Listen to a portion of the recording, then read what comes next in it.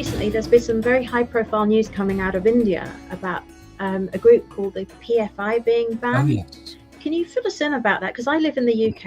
I don't know too much about the PFI. So can you tell other viewers that might also not be so clued up on this? Yes, there is a lot of news there, and it's an organization that a few of us have been monitoring and watching with concern for many years.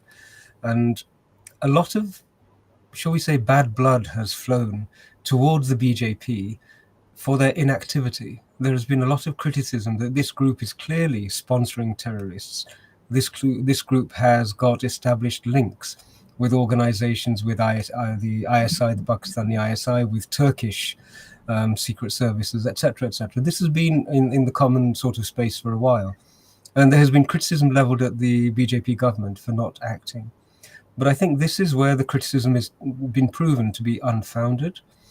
When an organization which is as deeply embedded and as intertwined into the life of a community or of a state, when it has to be addressed, you need to be able to address it so that you can manage the vacuum. It's all very well jumping in and winning the war, but you have to also win the peace that follows. And so I think all compliments are due to the BJP for handling this in the manner that they have done. If you watch the execution, it's crystal clear that many people were prepared. This is a wonderfully coordinated operation. Huge numbers of people have been collected on the basis of sound evidence and arrested. And slowly the process of evidence gathering that then follows, that will be undertaken. But the PFI it's been a bit of an anomaly in the Bharatiya scene. Remember, we're dealing with a secular democracy. Okay? Now, a secular democracy on paper is actually a very tolerant structure. It's a means of governance which allows a huge latitude for people to express their views. But what happens when one of those views is neither secular nor democratic, but then becomes a danger to secularity and democracy? When it becomes a danger to the majority of the people, when it becomes a danger to indeed the mechanisms and institutions of the state, then how far does one tolerate something which is so intolerant? It's the classic conundrum. And so every government will pick a moment when it can actually not only deal with those who have become so hostile and so dangerously intolerant, but to do it in a manner where you can actually then capture the fallout that will undoubtedly ensue. So it's a wonderful start. It's a banned organization. At this moment, the elements that made up the PFI, many have fled, many are fleeing and are being pursued by the security services.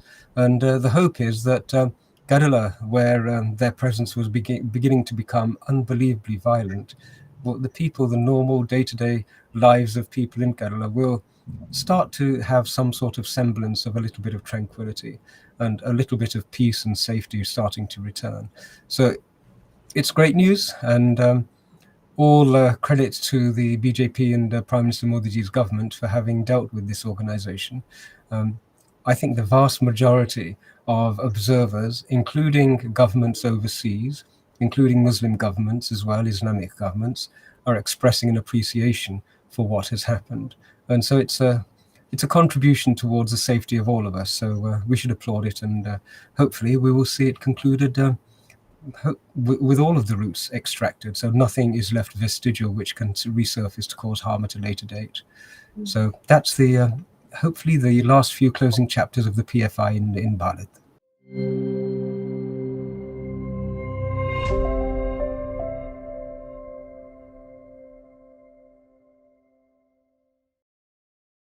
Please remember to subscribe to us and switch on the notifications for this channel.